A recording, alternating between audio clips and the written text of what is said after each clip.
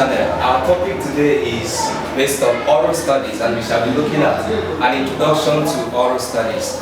Most times when people hear oral studies, they think it's a different part of English, but it's only a third part of English. Normally we have three classifications of English as the basic parts.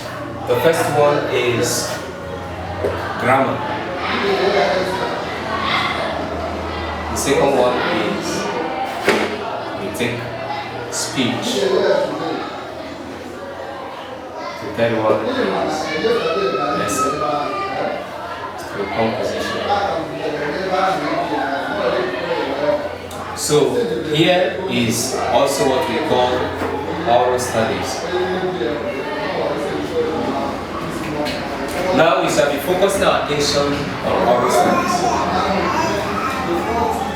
But for us to have a comprehensive understanding of what we mean by oral studies, we are going to take the two terms that make up the name.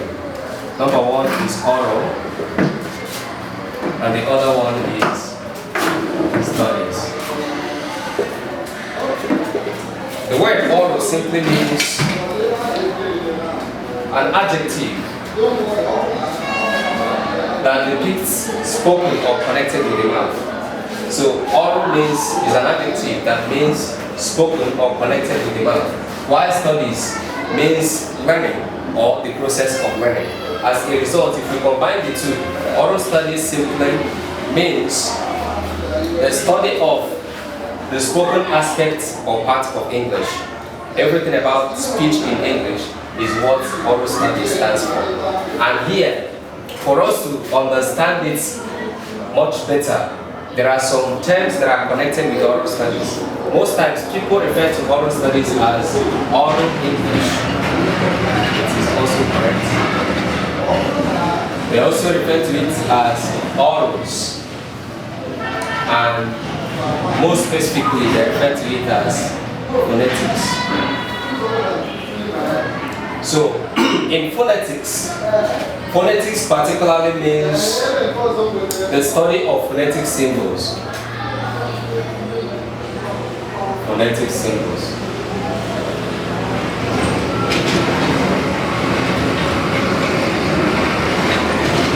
But before we come specifically to this, there are some things we want to look at so we can understand the importance of oral studies in the study of English. The first part of it is making an attempt of the following words. We can say attempt the following words.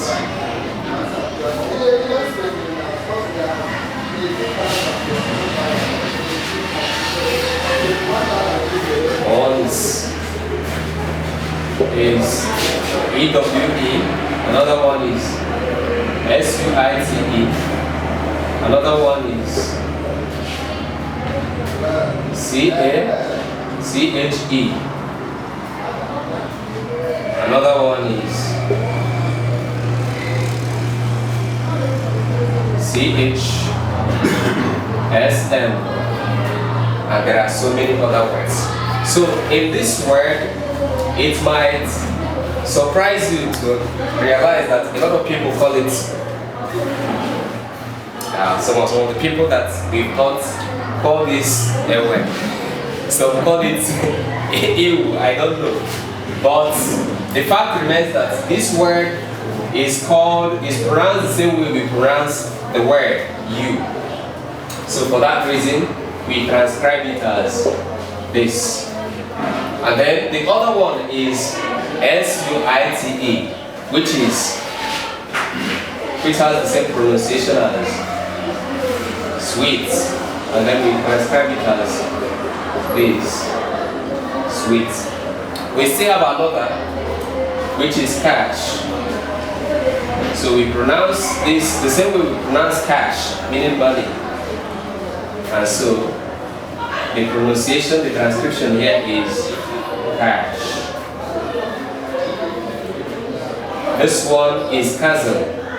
It doesn't actually have a homophone, another word that is pronounced the same way like it is. So we have this as cousin.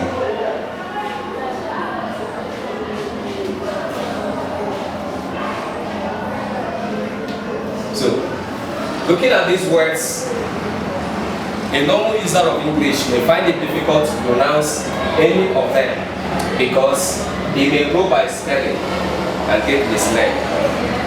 Imagine somebody trying to pronounce this as E-W-E, the way it appears. He may say ewe or ewu or whatever thing.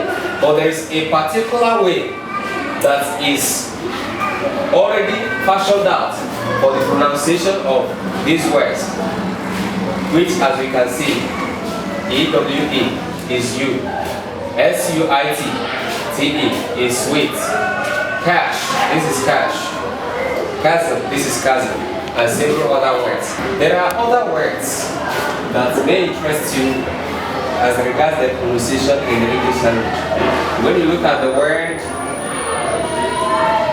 C-U-I-S-I-N-E, the pronunciation may be difficult because some people may call it cuisine, but then the right pronunciation is cuisine. Another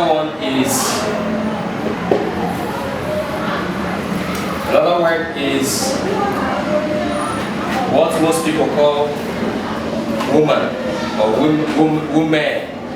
This is wrong pronunciation. The right way to pronounce this word is women.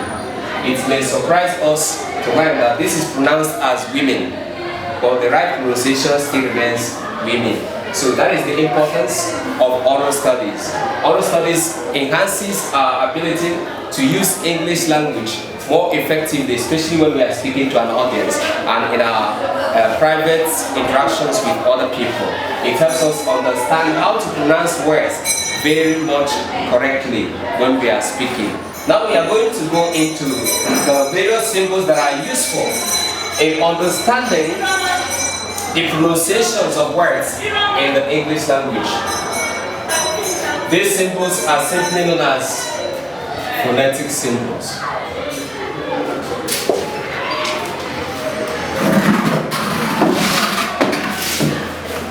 Remember, we said that oral studies is also known as phonetics. And phonetics simply means the study of phonetic symbols. The study of phonetic symbols. So what then is phonetic symbols? Phonetic symbols are symbols that are used, I can write it on the board. Phonetic symbols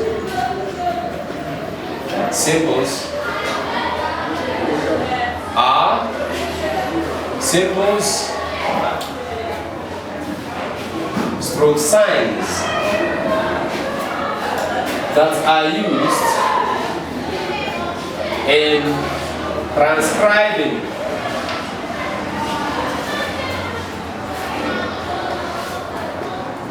the sounds produced by words, letters, or groups of letters.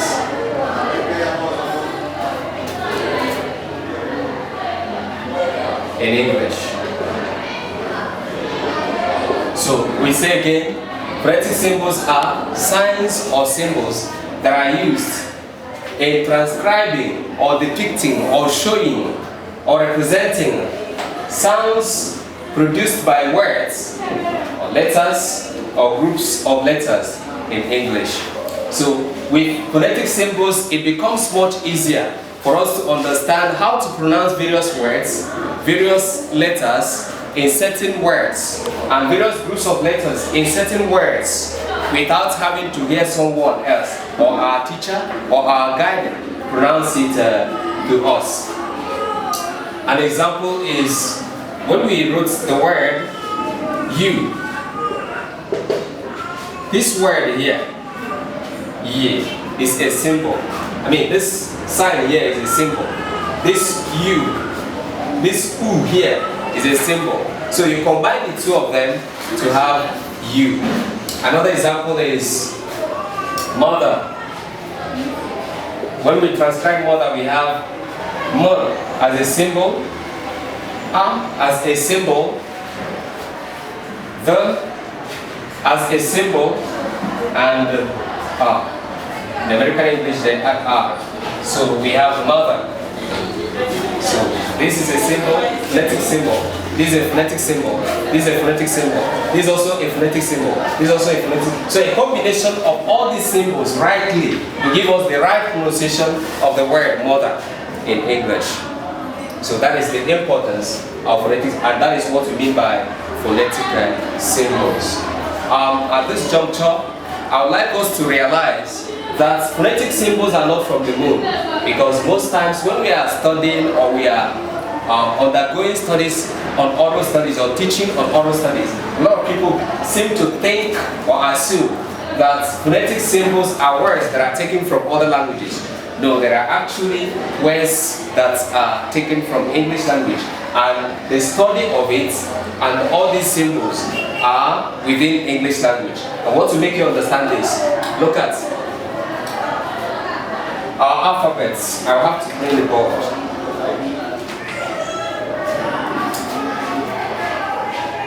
We take a look at our alphabets. We have the English alphabets.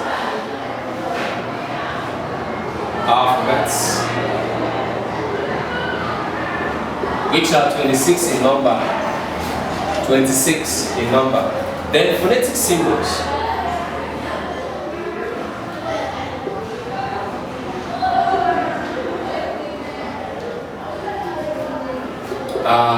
About 44 in number. Just at least 44. That means we get more than that in practical use. So now, it is these alphabets, 26 alphabets, that give rise to 44 phonetic symbols, which means that each letter of the English alphabet has a sound it emits. For instance, if we have the letter D, but produces a sound, the letter B produces a sound known as B. The letter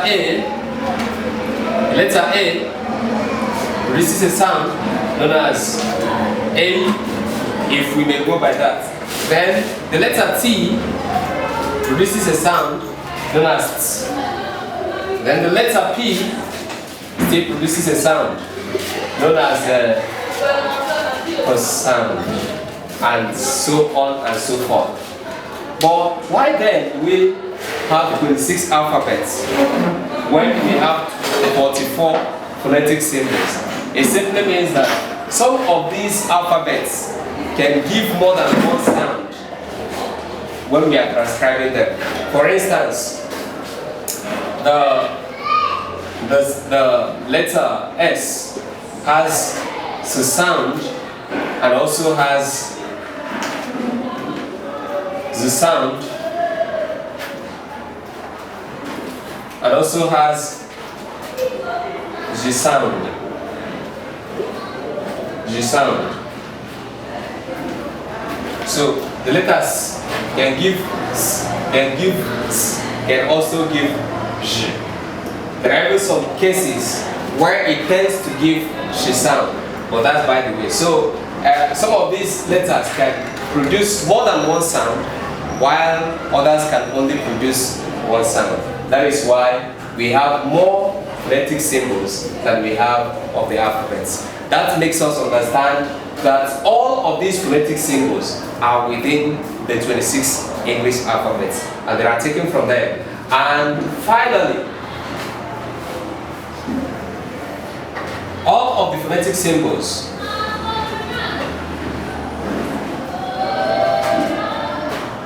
refer to two things: vowels and consonants. So at this juncture, we shall stop here. In our next class, we shall be looking at the classifications of phonetic symbols. Thank you very much for watching us.